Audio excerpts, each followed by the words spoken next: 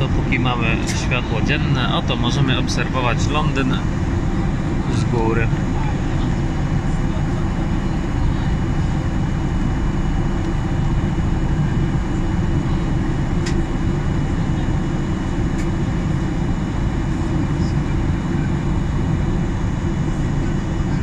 Nie wiem, która dzielnica jest która, ale wygląda nieźle.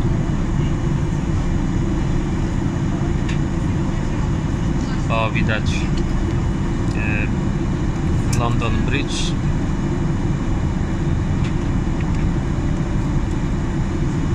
No i